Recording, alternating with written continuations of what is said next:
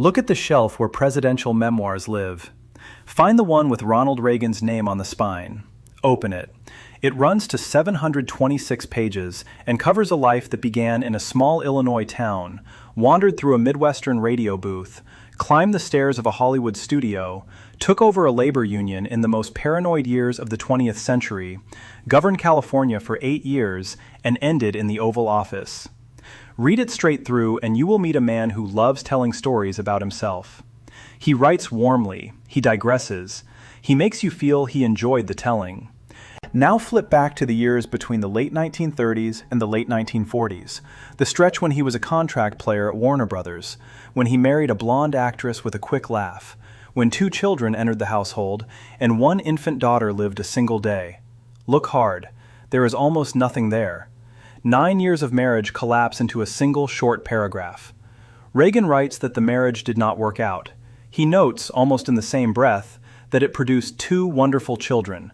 Then he moves on. He transitions to the woman he married in 1952, and he closes with a sentence he repeats, in one form or another, for the rest of his public life. Sometimes I think my life really began when I met Nancy. Sit with that sentence for a moment. Watch what it does. If his life began in 1952, then everything that came before belongs to someone else's biography. The wedding chapel at Forest Lawn, the wife who would one day hold an Academy Award, the infant daughter who lived one day, all of it sits in a kind of anteroom before the story really starts. Politicians trim their histories. That is the oldest habit in the trade. Memoirs are advertising with page numbers and an index. Most of them omit inconvenient chapters. What makes this particular trim interesting is what it trails behind it. A 9-year shadow, an Academy Award, 2 living children who would one day stand on a presidential platform. And another person, still alive, still in California, who could have contradicted every sentence he wrote, and who chose, with a discipline as quiet as his, to say nothing at all. Which brings us to the mirror image, because the silence did not belong to him alone. From the moment Ronald Reagan announced his candidacy for governor of California in 1966 until the day of his funeral in 2004, Jane Wyman enforced a rule with journalists that came close to doctrine. One question about him, and the interview ended on the spot. Not politely, not eventually, on the spot. According to the record, 2 of the most famous faces of their generation had shared a house, 2 pregnancies, and an infant who died, and they then spent nearly 4 decades refusing, in eerie coordination, to describe any of it. He compressed it into a paragraph. She refused the paragraph. He built a story in which those years never really happened. She built a wall around them, so complete that entertainment reporters learned to stop trying. Consider the scale of the agreement. It survived his campaign for the Republican nomination in 1976. It survived his election to the governorship. It survived the Iran hostage crisis and his victory in 1980. It survived 2 terms in the White House, an assassination attempt, an Alzheimer's diagnosis, and the long public goodbye. It survived her own remarriages and her own career. When he finally died, the agreement held to the last public sentence she ever spoke about him, which was generous, brief, and did not mention the marriage at all. What were they both declining to describe? That is the question this story is built around, and it does not have a clean answer. Biographers have argued about it for years. Edmund Morris, who spent 2 decades around Reagan and produced the most intimate portrait, concluded that the silence came from a private heartbreak Reagan would not, by temperament, expose. Anne Edwards, who wrote the first serious biography, traced the silence back to a specific grief, the death of an infant daughter, and the way that grief hardened a distance that was already widening. Lou Cannon, the journalist who covered Reagan longer than almost anyone, treated the silence as the natural posture of a mid-century Midwestern man who refused to speak ill of an ex-wife. Each of these readings carries weight. Each is a biographer's reading, not a documented fact. None of them can be proved against the 2 people who would have to confess to them. The documented record gives us 2 separate refusals, running in the same direction for 40 years. The record does not give us a motive. We can only infer. A few things are worth ruling out before we go further. The first is the popular story that the Academy Award broke the marriage. It is a tidy narrative, the rising actress, the stalled actor, the trophy that finally proved she had outgrown him. The documented timeline makes a mess of it. Wyman filed for divorce in June of 1948, before her film even reached theaters that September. The Academy Award came in March of 1949, after the interlocutory decree that opened the legal interval, but before the final decree arrived. One of the strangest details of the whole story is that Jane Wyman accepted her Oscar for Best Actress while she was still technically married to Ronald Reagan. Whatever ended this marriage, the documented record does not support the claim that the Oscar caused it. The Oscar was a postscript. The second thing to rule out is the modern reading that she left him because he was too conservative for her. There is a temptation, looking back, to read every American divorce as a referendum on ideology. In 1947 and 1948, Ronald Reagan was not yet the conservative figure of legend. He was a committed New Deal Democrat. He had spent his young adulthood inside the labor politics of Hollywood. Whatever she could not stand about his endless political arguments, as she would later describe them under oath, it could not have been a conservatism her husband still lacked. The third thing to rule out is the tabloid romance. Hedda Hopper and the other gossip columnists of the era circulated rumors about Wyman and her Johnny Belinda co-star Lou Ayres. Both denied it. Reportage of the era later suggested that Ayres functioned, if he functioned at all, as an intellectual companion during her separation rather than its cause. The rumor has never climbed above studio-era gossip, and we will file it under unverified, where it has sat for roughly 70 years. Strip all of that away. What remains is almost mundane. Two people met on a studio lot. They were packaged as an ideal couple by a publicity department that knew exactly what it was doing. They had children and lost one. One career stalled while the other ascended. One of them found a new vocation that swallowed every evening. They argued. They separated. They divorced. They never spoke about it again. There is nothing exotic in the bones of it. The exotic part is what happened afterward. The exotic part is the silence, and the silence is what we have come here to understand. To understand it, we have to understand the world that built them. The Warner Brothers lot in the late 1930s was not a place where private lives stayed private. It was a place where private lives were the product. The studio held contracts on its actors. The publicity department held the framing. The gossip columnist held the megaphone. The fan magazines held the audience. A marriage between two contract players was not just a marriage, it was a franchise. The studio needed that franchise to sell tickets, and the couple needed the studio to keep working. The arrangement had a name, although nobody used the name at the time. It was the manufacture of the ideal American young couple, and we are going to walk through exactly how the machinery worked, because the machinery is the reason a single paragraph in a 726-page book can carry the weight it does.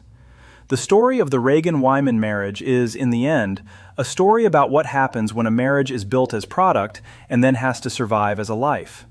The product phase is where we go next. And before we leave this opening, hold one more image. A 726-page book. A 9-year marriage compressed to a single paragraph.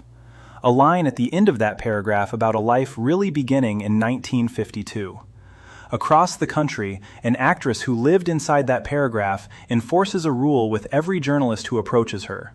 One question about him, and the interview ends. 2 signatures on a silence that would outlast every administration, every campaign, every tempting offer from publishers and political opponents who had everything to gain from breaking it. What were they both declining to describe? That is the question. The answer, if there is one, is buried in the machinery that made them. The Warner Brothers lot in the late 1930s was not a place that left private lives alone. It was a place that fed on them. The studio held long-term contracts on most of its actors, which, by every account historians have given, meant it shaped the scripts they received, the photographers who followed them, the interviews they gave, and the weddings they attended. How far that control actually reached on any given day, no document settles. The publicity department understood, with the cold clarity of a retail operation, that an off-screen couple could be packaged and sold much like an on-screen one. A contract player who married another contract player was not merely a person who had gotten married. That player was, in the language the studio used about itself, a franchise. The studio needed the franchise to look wholesome. The franchise needed the studio to stay employed. The arrangement wrote itself, and the people inside it were rarely asked whether they had agreed. Walk Onto the Lot in 1938. The picture in production is Brother Rat, a comedy set in a military academy, the kind of warm nonsense that Warner Brothers ground out efficiently between prestige pictures. Two people are introduced by the casting office. The first is Ronald Reagan, a sincere young man from the Midwest with a good jaw and a clean delivery, working his way up the ladder from B pictures to something better.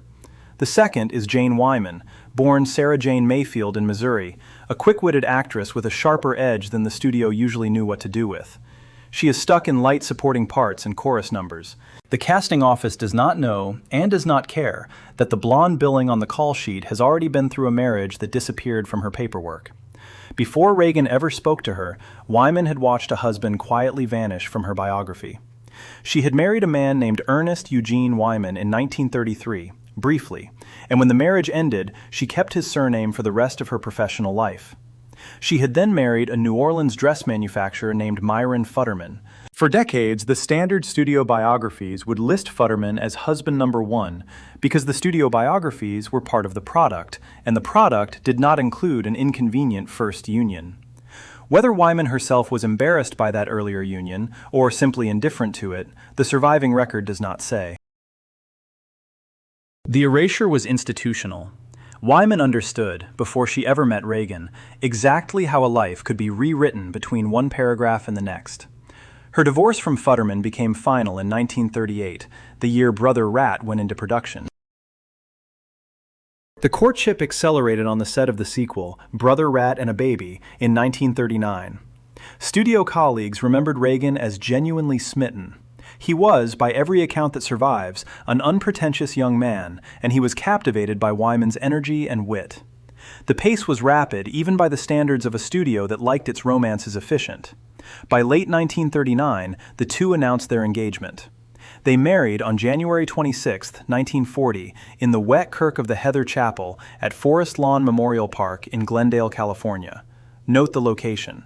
Forest Lawn is a cemetery, and in Los Angeles, the memorial parks ran wedding chapels as part of the business. Nobody in 1940 treated that as an omen. The ceremony was modest by industry standards. The reception tells the rest of the story. It was held in the Beverly Hills home of Luella Parsons, the gossip columnist who would champion the couple in print at every opportunity for the rest of their public overlap. Parsons understood what she was hosting. The marriage arrived half-born inside the publicity machine, and the machine had already chosen its photographer.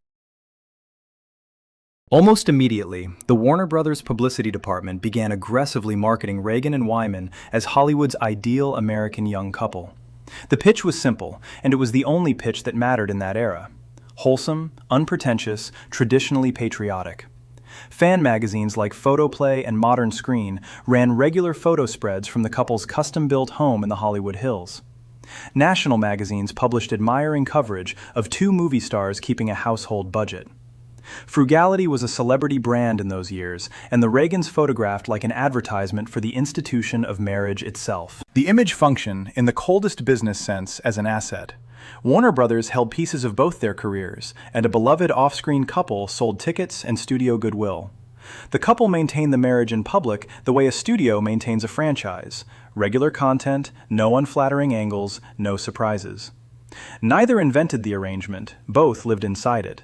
The studio built the packaging, and the couple wore it, and the fan magazines fed on it, and for a few years, the machinery ran without a hiccup. Years later, both would learn how strange it feels to have a marriage archived in glossy print, to read about your own household in someone else's prose, and to understand that the version of you in the magazines had begun to drift, quietly and irreversibly, from the version standing in your kitchen. On the wedding day, Reagan was the bigger star. The entire arrangement rested on that fact. His profile climbed through 1940 and 1941. Knute Rockne All-American in 1940 gave him a role as the fatally injured football legend George Gipp, and the line he delivered about fighting from the hospital bed began to follow him around. King's Row in 1942, a darker picture, gave him the kind of dramatic showcase that studios usually reserve for actors they intend to push. He was, by every commercial measure that mattered in Hollywood, on his way up. Wyman remained parked in chorus numbers and supporting roles. The billing the publicity department preferred kept her visible enough to be charming and small enough to be decorative. The formula wrote itself. Rising leading man at the studio, charming actress wife at home, and a house in the Hollywood Hills furnished by the magazine spreads. In January 1941, a daughter arrived. Maureen Reagan completed the family photograph. The fan magazine version of the Reagans gained its final ingredient. There was the husband on the way up, there was the wife at home with the baby, there was the custom-built house with the magazine-friendly rooms. There were the columns about budgeting and the photographs of two stars who behaved, off-screen, like the kind of couple the country imagined it wanted to be. It worked because it matched what American audiences wanted their stars to be. It worked because both halves photographed like an advertisement. It worked because the studio had built it to work. But formulas come with shelf lives, and the world was about to flip this one upside down. The same machinery that had packaged the marriage had also packaged the leading man as a particular kind of American asset. When the war arrived, the asset would be repurposed. The wife, whose billing the publicity department had carefully contained, would discover that the room she had been given was not the only room in the building. The marriage had been built on a hierarchy, and the hierarchy was about to invert. Before we follow it into the inversion, hold the picture of what the manufacturing actually produced. Two contract players turned into a couple by a casting office, a publicity department, and a gossip columnist. A wedding at a Memorial Park chapel. A reception in a Beverly Hills living room. A house in the Hollywood Hills. A daughter. Fan magazine spreads. A leading man on the way up, and an actress wife held politely below the title. The product worked beautifully for as long as the hierarchy held.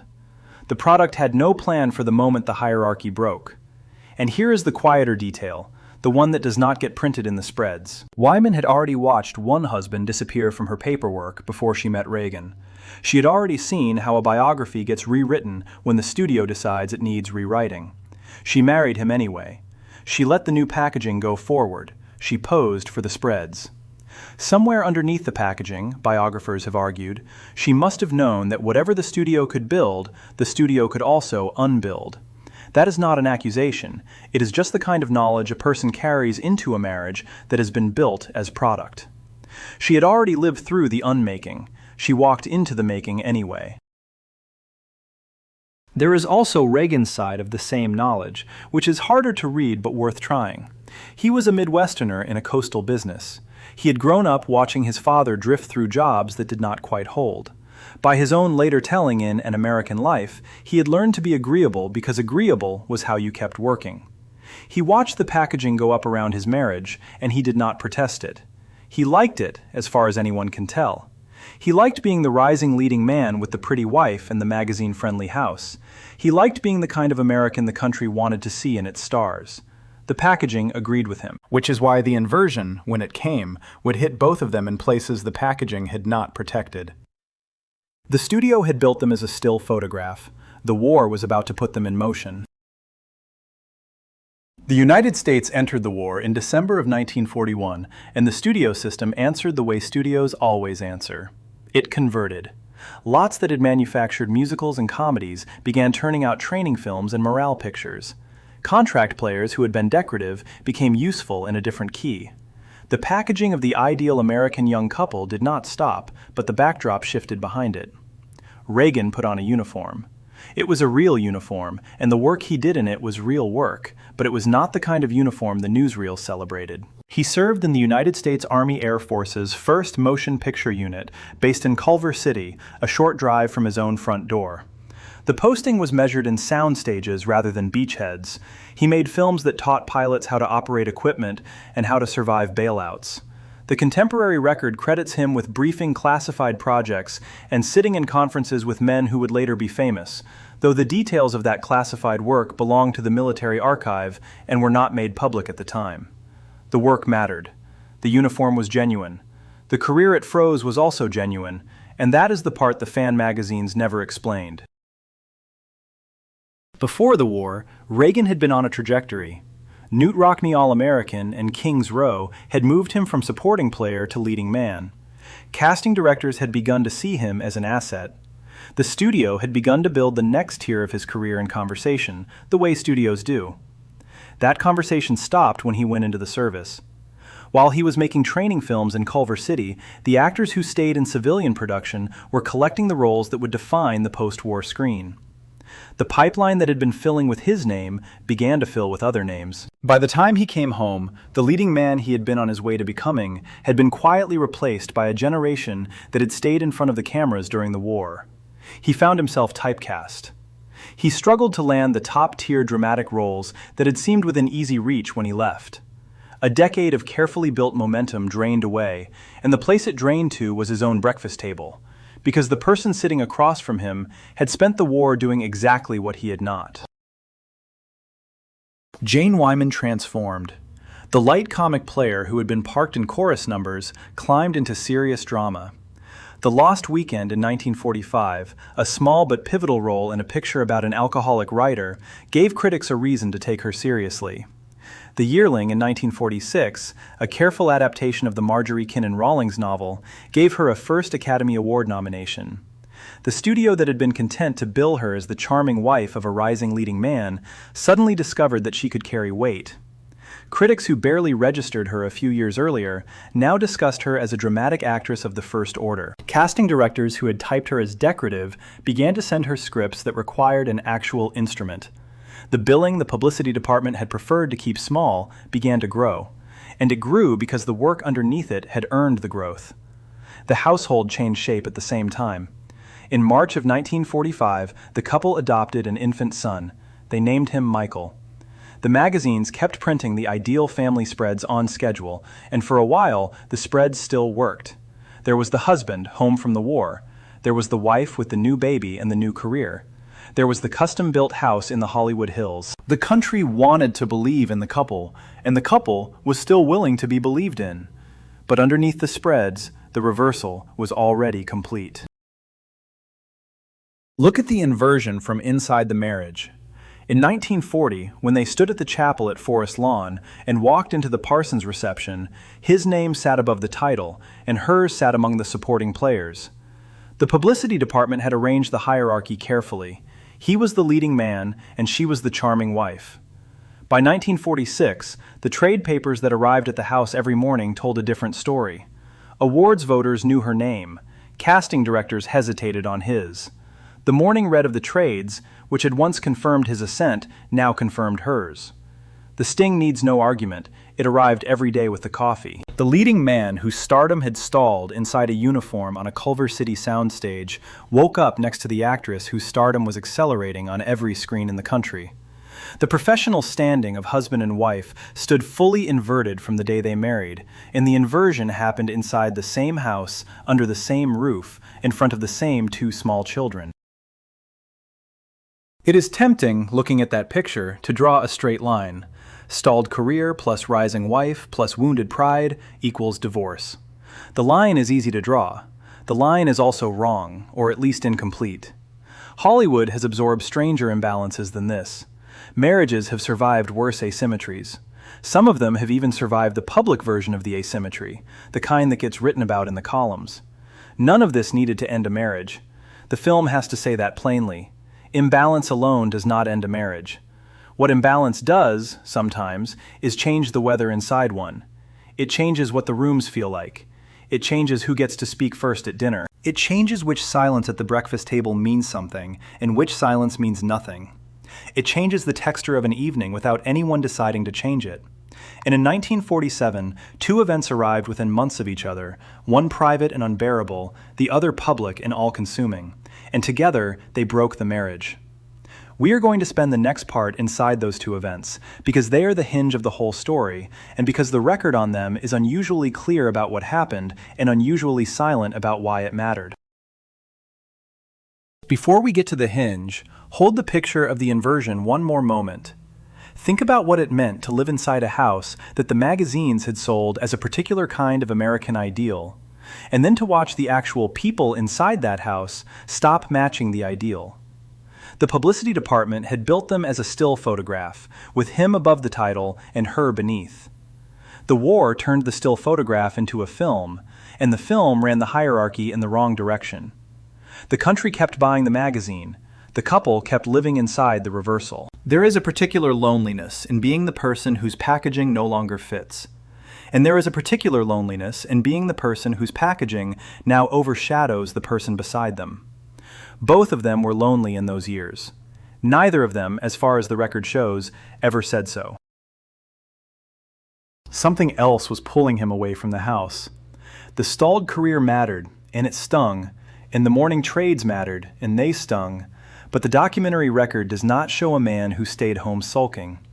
The documentary record shows a man who, in the middle of the inversion, found a new vocation that had nothing to do with acting and everything to do with the industry he had been living inside. He began showing up at union meetings. He began giving his evenings to the labor politics of the Guild. The source dates the Guild presidency to 1947, and earlier accounts place him in the Guild's labor and anti-communist fights before that, so the public prominence of the role and the private habit of showing up at meetings were not the same thing, and probably did not arrive in the same year. He began, in the careful and deliberate way that Guild presidents begin, to convert the grief of a stalled career into the discipline of a new one. The marriage had been built on the assumption that he was the public face and she was the supporting player. While the assumption was being broken at the breakfast table, he was building a second life in the meeting rooms. That second life would soon swallow every evening he had. It would soon bring into the house a kind of argument the house had never carried before. It would soon give him an audience that never closed. And it would soon leave his wife, in a house with 2 small children and a career finally gathering force, with a husband who had found a stage that never stopped. The war had done more than flip a hierarchy. The war had given each of them a separate gravity. His pulled him toward a meeting room. Hers pulled her toward a camera. The 2 gravities did not have to be in opposition. In a saner marriage, they would not have been. But in this marriage, in this house, in this country, in this era, they pulled harder every month, and the center they shared could not hold both of them. Hold that image, because the next part is the hinge. A daughter who lived a single day. A Guild presidency that swallowed every evening. A marriage that walked into court before the Oscar ever arrived. We will get to each of them in turn, and we will do it without dramatizing what does not need dramatizing, and without speculating about what the documents do not settle. The private event arrived first. On June 26, 1947, Jane Wyman gave birth prematurely to a daughter. They named her Christine. She lived a single day. She died on June 27th. The contemporary record is almost silent about what the loss did inside the house. The newspapers noted the birth and the death in the same careful paragraphs. The fan magazines, which had been printing the ideal family spreads on schedule, found no language for an infant who did not survive. There was no page in the magazine version of the Reagans for a dead child. The pages kept their rhythm. The photographs kept their smiles. The readers of photoplay and modern screen, who had been invited to identify with this couple as the country's favorite young family, never learned how deep the damage ran. Biographers eventually found what the magazine skipped. Edmund Morris, who would go on to write the most intimate portrait of Reagan, treats the loss of Christine as a devastating emotional fracture of the marriage. Ann Edwards, who wrote the first serious biography, traces a silence that followed the loss and concludes that this was the point at which a widening distance hardened into a break neither of them could repair. We are not diagnosing anyone here. The biographers themselves refuse to diagnose anyone. What we can say is what they say, in their own careful language, with their own distinctions between documented fact and inference. The death of the infant daughter is, in their reading, the moment the marriage stopped being a marriage that could be saved by effort and became a marriage being survived. Wyman sank into grief. She had been climbing toward the most demanding work of her career. She had been carrying 2 small children and a stalled husband and a magazine built on her smiles. Now she was carrying, in addition, the loss of a child who had lived a single day. The work continued, because the work always continues in that industry, but the work happened inside a grief it could not reach. She went to the set, she performed, she came home. The house had no language for what had happened to her there. Her husband, through those months, kept drifting somewhere else. The direction of the drift is the hinge of this part of the story, because it was not toward another woman. It was toward something far harder to compete against. The public event arrived within months. In 1947, Ronald Reagan won election as president of the Screen Actors Guild. The job swallowed him whole. To understand how completely, you have to remember what Hollywood looked like in that year. The post-war labor wars were still running. Jurisdictional strikes erupted over which union controlled which jobs, and the brawls blurred the line between labor politics and loyalty politics in ways the participants did not always notice. The anti-communist panic was turning federal. The House Un-American Activities Committee had begun holding hearings, and the committee wanted testimony from the people who ran the guilds. Reagan, by temperament and by the accidents of his career, was near the center of all of it. He gave his evenings and weekends to strike fights and ideological combat. He testified before the committee as the industry's communist panic moved from gossip column to courtroom. The guild presidency handed him an audience in a fight that never ran out of rounds. To Reagan, the guild fight outranked everything else in his week. This is the part the surface narrative tends to flatten.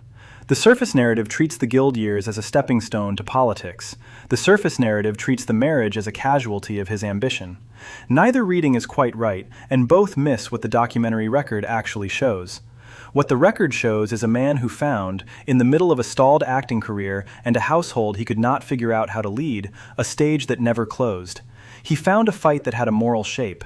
He found colleagues who took him seriously in a way the casting directors no longer did. He found, in the meeting rooms and the hearings and the late-night phone calls, the version of himself the stalled career had been starving. He never stopped performing on that stage. He came home from it every night, still rehearsing the arguments. Imagine the household from the inside. A mother grieving a daughter who lived a single day. A career finally gathering force. 2 small children. A custom-built house in the Hollywood Hills that the fan magazines had turned into a set piece. And a husband who walks in every evening, still mid-debate about jurisdictional strikes and loyalty oaths, who wants to recap the meeting, who cannot understand why the recap is not welcome, who experiences the wife's withdrawal not as grief, but as another front in a culture war he is already fighting on 3 other fronts.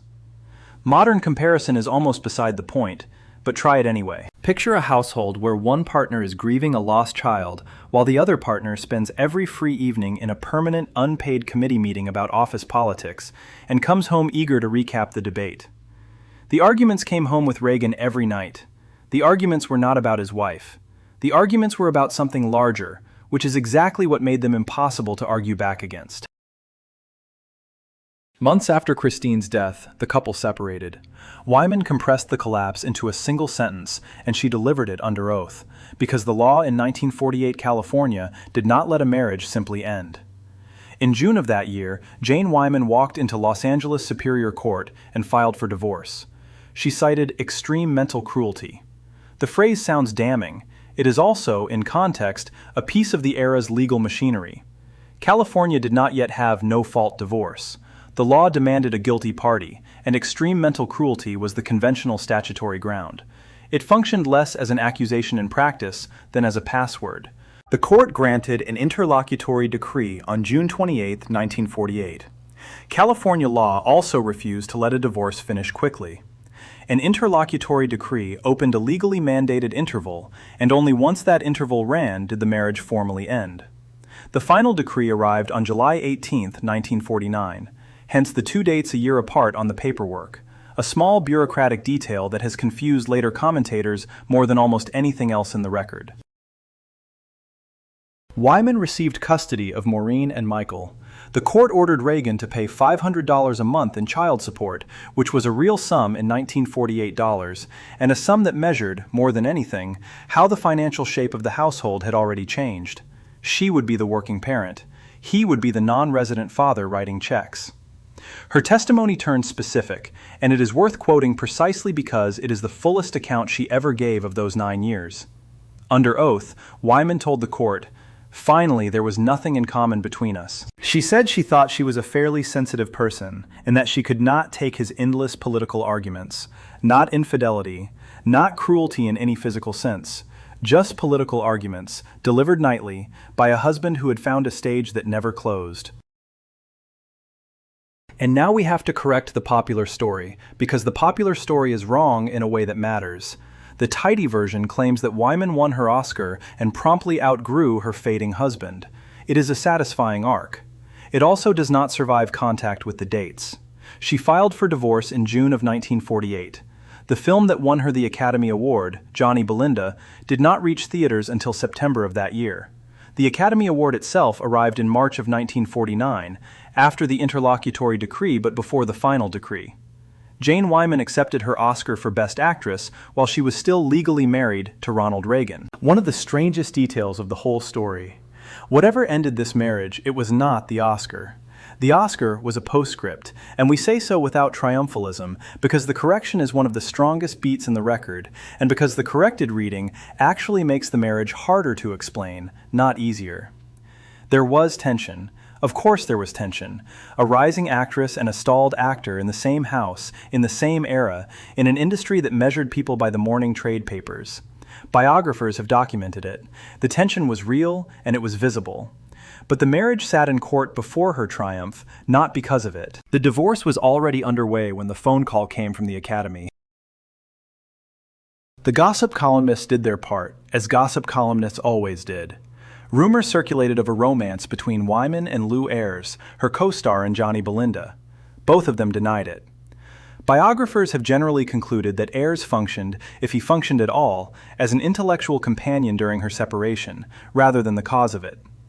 The rumor has never climbed above tabloid speculation.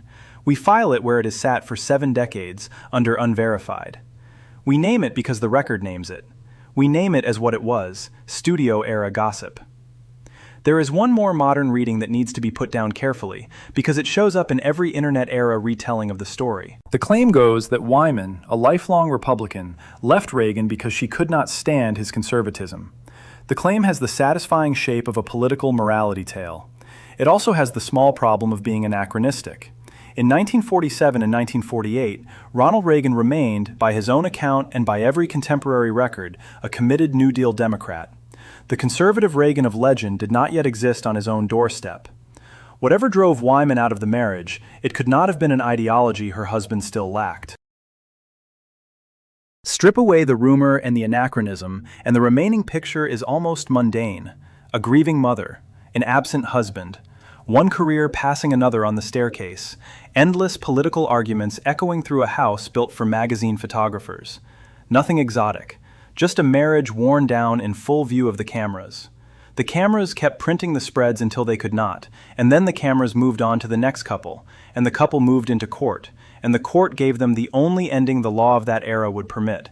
And then, for 40 years, nothing. 2 of the most famous faces of their generation walked out of the same courtroom and into separate silences that would outlast every administration, every campaign, every tempting offer from publishers and political opponents who had everything to gain from breaking them. We are going to spend the next part inside those silences, because the silences are the second half of this story, and because they were not, in the end, one silence. They were 2 silences, maintained separately, politely, and almost certainly without coordination, that happened to point in exactly the same direction. After the courtroom, both parties handled the marriage in exactly the same way, with a pair of matching, near total, silences. Start with Reagan's pattern, because his pattern started early and gave Wyman's later policy something to align with. In 1965, with his acting career winding down and his political ambitions visibly winding up, Reagan published an autobiography called Where's the Rest of Me? The book is a useful artifact to hold next to An American Life because it shows the trimming already in motion a quarter century before the presidential memoir. Where's the Rest of Me walks through the Hollywood years with Wyman only briefly. By contemporary accounts, and by what biographers such as Edmund Morris and Ann Edwards describe, the book avoids any real analysis of the divorce and frames the whole thing as an unexpected sorrow that struck while guild business preoccupied him. The sorrow is acknowledged, the marriage is not examined. The leading man who loved telling stories about himself falls nearly wordless on the subject of his first wife, and the silence is the more striking because it shows up inside a man famous for filling any silence with a story. A quarter century later, in An American Life, those 9 years shrank further to the single paragraph we opened with. The marriage did not work out. 2 wonderful children. Life began in 1952. That is the whole treatment in 726 pages. The compression is so complete that a reader who did not already know the story would come away thinking the marriage had been a brief interlude, a postscript to the studio years, and a prelude to the California years. The reader would not learn about the daughter who lived a single day. The reader would not learn about the courtroom. The reader would not learn about the custody order or the $500 a month. The reader would learn, by accumulation rather than by argument, that the man who wrote the book considered those years to belong to a version of himself that no longer existed. In private, the tone reportedly ran differently. According to accounts that have filtered through friends and biographers, Reagan rarely raised Wyman's name on his own. When asked, what came back sounded like regret rather than resentment. Visitors recall him saying, in words that vary slightly with each retelling, "Perhaps I should have quit trying to save the world and instead tried to save my marriage." Treat the line as the documentary record treats it, which is to say, as reported recollection rather than verbatim transcript. No tape recording, no contemporaneous note, no interview transcript pins the sentence down. What survives is the shape of it, and the shape concedes, quietly and from a long way off, the courtroom's verdict. He names the activity he was doing instead of the marriage. He was saving the world, or trying to. He was losing his marriage while he was doing it. The sentence is the closest he ever came, in public memory, to admitting what the silence was protecting. During his presidency, from 1981 through 1989, official White House biographical sketches and campaign materials acknowledged the first marriage and his children with Wyman, factually, and then stopped. The sketches kept the narrative spotlight fixed on his partnership with First Lady Nancy Reagan. They denied nothing, they elaborated nothing. Biographers have described the pattern as narrative compression and personal reticence, which is a polite way of admitting that a man who built an entire public persona out of warm storytelling had decided, somewhere inside himself, that this particular story would not be told. That gap arose from no accident. It matches the shape of the wound, or so biographers have argued. Now, Wyman's side, which ran stricter, from the moment Ronald Reagan announced his candidacy for governor of California in 1966, she instituted a policy, and she enforced it for nearly 4 decades. The policy was simple. She would never discuss Ronald Reagan publicly. Not his campaign, not his governorship, not his presidency, not his Alzheimer's diagnosis, not his funeral. Interviewers received warnings in advance that a single question about him would terminate the conversation immediately. Her standing line never changed. I do not comment on Ronald Reagan. Reporters who had spent careers prying open celebrity marriages ran into that wall and never broke through. The wall was not a soundbite. The wall was a discipline. When she explained herself, the explanation disarmed everyone expecting bitterness. It was not because of bitterness or political disagreement. By her own account, and reporters recorded versions of this over the years, she said she had always been a registered Republican. She added that it was bad taste to talk about ex-husbands and ex-wives, and that was all. She finished, in words reporters paraphrased rather than transcribed, that she did not know a damn thing about politics. The line worked because it carried no charge. It was not the line of a woman who had been wronged. It was not the line of a woman who had made a choice she regretted. It was the line of a woman who had decided, for reasons she was willing to name and that turned out to be no reasons at all, that the conversation was over. Reporters who had come prepared for a fight found themselves facing a refusal so polite that it could not be reported as a refusal. It had to be reported as a posture. The posture held. The policy survived every tempting occasion. Reagan's rise handed entertainment journalists a fresh reason to call every few years. Every call ended in the same place. She broke the moratorium only in the narrowest and most formal ways. Private telegrams of congratulation reached Reagan when he won the governorship in 1966 and the presidency in 1980. Then, on June 5, 2004, when Reagan died, came one public statement, and the statement was 13 words long. America has lost a great president and a great, kind, and gentle man. She attended his memorial mass at the Cathedral of Our Lady of the Angels in Los Angeles. She stood at the interment at the Ronald Reagan Presidential Library in Simi Valley. After that, she returned to saying nothing at all. The temptation, looking at this pattern from the outside, is to call it a conspiracy. The word implies planning. It implies communication. It implies at least one phone call in which two ex-spouses agreed, however briefly, that the marriage would not be discussed. The documentary record gives no evidence of any such phone call. There is no memo. There is no interview in 40 years of interviews in which either of them acknowledged the other's silence as an arrangement. There is only the convergence itself, running in the same direction for 40 years, sustained against every incentive to break it, and pointing at outcomes that both of them, for entirely separate reasons, seemed to want. Call it what the evidence supports. Not a conspiracy, a convergence. Sustained separately, politely, and permanently against every temptation publishers and political operatives could devise. Publishers would have paid handsomely for Wyman's version of those 9 years. Political opponents in 1976 and 1980 would have amplified any grievance she cared to voice. She voiced none of it. She left behind only congratulatory telegrams and an unbroken wall. The wall was, in its way, the loudest performance of her career, and it was a performance she gave for free. What did that silence actually accomplish? That is the question the next part has to answer, because the answer is not nothing, and because the answer reaches past this marriage into American political culture. A divorced candidate had been, by the conventional wisdom of the post-war era, an unelectable candidate. Reagan diffused the issue not by hiding the divorce, but by starving it. There were no recriminations to print. There were no interviews to quote. There were no dueling accounts for a scandal to feed on. The first divorce presidency became possible, biographers have argued, precisely because both people who lived through the divorce declined to narrate it. Hold the pattern in mind as we move toward the closing part. A man who compressed 9 years into a paragraph and then spent 40 years not enlarging the paragraph.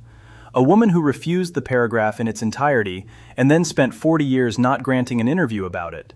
Two silences, maintained separately, pointing in the same direction, surviving every campaign and every funeral. The silences are the second half of this story. They are also, in a way the documentary record does not let us fully explain, the most disciplined thing either of them ever did. And before we leave the silences, one more note about the cost of maintaining them, because the cost is the part that never gets written about. A silence maintained for 40 years is not free. It is paid for, year after year, in interviews declined and in questions refused, and in the small private toll of not being allowed to tell your own version of the most public chapter of your life. Wyman paid that toll. Reagan paid a different version of it, by compressing the chapter in his own memoirs and then never enlarging it. Neither of them, as far as the record shows, ever described the cost to anyone. The silence held. The marriage it protected from narration stayed protected. The country got the story it was willing to receive, which was the story of a man whose life really began when he met Nancy. The country did not get the other story, the one that began in a casting office on the Warner Brothers lot and ended in a Los Angeles courtroom in the summer of 1948. That story stayed where the two people who lived it agreed to leave it, separately and permanently, in the only archive that would hold it, their own refusal. Return to the question we opened with. Did Ronald Reagan actually want to erase this marriage from history? The prosecution case is not hard to assemble. Compressing 9 years and 3 children into a single paragraph of a 726-page memoir looks, on its face, like narrative surgery of a very deliberate kind. The refrain about his life really beginning when he met Nancy rhetorically pushes the Wyman years out of his own timeline. Political incentive existed, and the incentive was historically unprecedented. Reagan became the first divorced man ever elected to the American presidency, and he would remain the only one for decades afterward. His 1976 and 1980 campaigns drew pointed scrutiny from social conservatives and from the emerging moral majority, which had turned personal marital history into a kind of political test. His strategist answered by putting the unbroken, idyllic union with Nancy Reagan at the center of the visual story, aimed squarely at traditional voters. Inside the White House, aides are said to have discouraged press exploration of the 1940s Hollywood marriage and propped up an official story in which Reagan's domestic life effectively started in 1952. On the surface, this looks like an operation. The language of operations fits. The language of suppression fits. The language of a deliberate political eraser fits. The source material does not, however, document any such coordinated effort. It documents the memoir paragraph. It documents the refrain. It documents, in the gossip columns of the era, an industry that already had reasons to keep the marriage quiet. What the source does not document is a White House operation, and what it does not document, this film should not assert. Now read the defense. Reagan never denied the marriage. He never hid its children. Maureen Reagan and Michael Reagan campaigned for their father as prominent, visible surrogates. They appeared frequently at the White House. They gave interviews. They stood beside their father at the moments when a campaign needed the picture of a family to hold. The divorce itself received matter-of-fact coverage from major media in 1980, so any voter who cared to know already knew. The story was not hidden. It was starved. Reagan's most serious biographers, Lou Cannon and Edmund Morris, have argued, according to the source, that his silence grew out of personal heartbreak and out of an old-fashioned, mid-century, Midwestern reluctance to speak ill of an ex-wife, not out of a political operation. Morris spent 2 decades around Reagan. Cannon covered him longer than almost any journalist alive. Neither of them, on the record before us, concluded that the silence was a campaign strategy. Both of them are said to have concluded that the silence was a posture. The source itself frames motive here as inference rather than fact, and the film should keep it that way. The fact that quietly unravels the eraser theory is the one that has been sitting in plain view since we started this story. The silence came from both sides. A cover-up run by one side looks like suppression. This looked like a treaty. Wyman's iron ban removed the marriage from public conversation at least as effectively as anything his aides are said to have managed. She maintained that ban through his governorship, his presidency, his retirement, and his death. Her desire for privacy and his political survival, so the source suggests, wanted the same outcome. For nearly 4 decades, both of them delivered it without, as far as the documented record shows, ever once needing to coordinate. Call it, as biographers have, a covenant of silence, sustained against every incentive to break it. Publishers would have paid handsomely for her version. Political opponents in 1976 and 1980 would have amplified any grievance she cared to voice. She voiced none of it. She left behind only congratulatory telegrams and an unbroken wall. That quiet arrangement, the source suggests, changed American political culture more than either of them ever advertised. Whether it did so by design or by drift is one of the questions the record does not settle. A divorce candidate had been, by the conventional wisdom of the post-war era, effectively unelectable, especially with religious conservatives ascendant and the moral majority newly organized. Reagan, the source tells us, diffused the issue not by hiding the divorce, but by starving it. No recriminations, no interviews, no dueling accounts, nothing for a scandal to feed on. The first divorce presidency became possible by this reading because both people who lived through the divorce declined to narrate it. The door that conventional wisdom had said was locked turned out to be unlocked, and the key that opened it was the absence of a story. A scandal requires fuel. 2 silences running in the same direction for 40 years, in this account, removed the fuel. What was left was a fact without a narrative, and a fact without a narrative, in the machinery of American presidential politics, can be lived with. That is the thesis the source offers, and the source offers it as inference rather than as proven mechanism. Consider what that did to the campaigns that followed. Every presidential campaign since 1980 has had to weigh, however briefly, the marital history of its candidate. The weigh became possible because Reagan had demonstrated that the weight could be carried. The demonstration rested on a foundation that no campaign could replicate, because the foundation was not a strategy.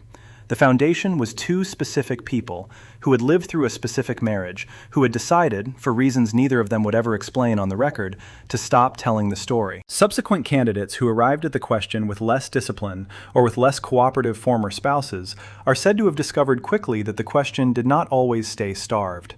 The Reagan-Wyman silence, in this telling, was an artifact. It could not be industrialized. It could not be franchised.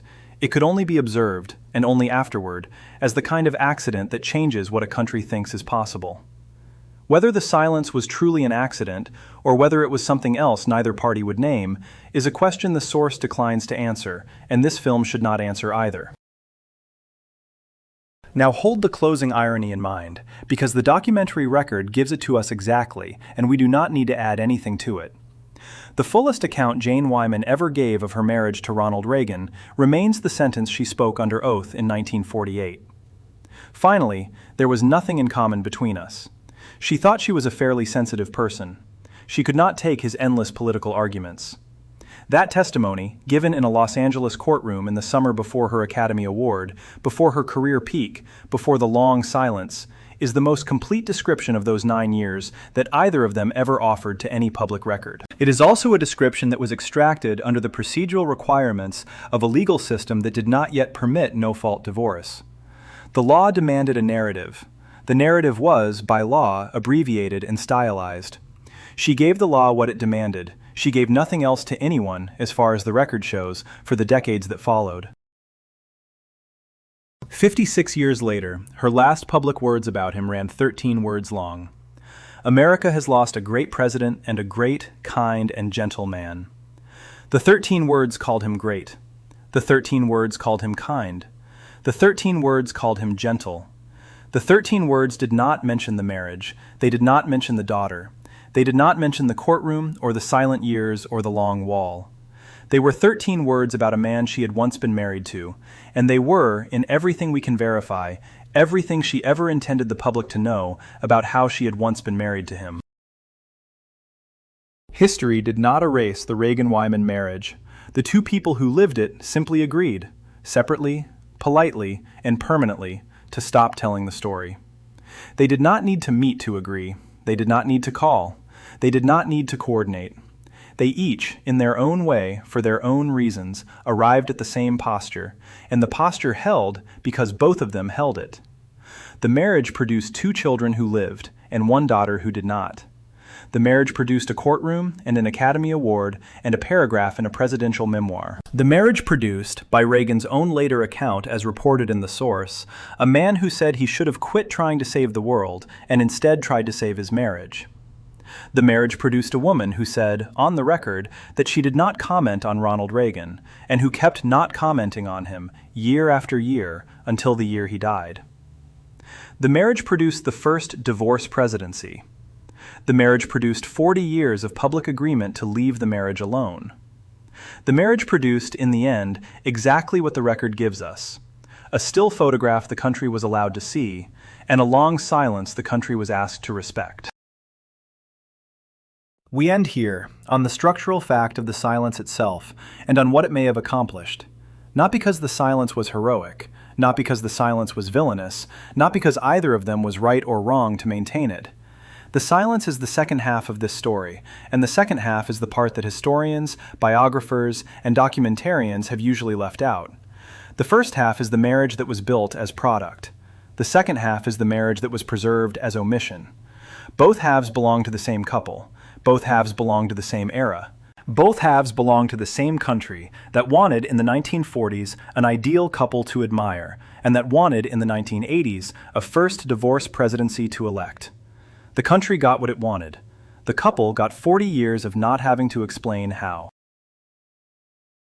And that is all an eraser has ever required. Not a dramatic destruction of evidence, not a documented campaign of suppression, just 2 people, each for their own reasons, declining to describe what they lived through. The paragraph in the memoir and the wall around the interviews, working together, did the rest.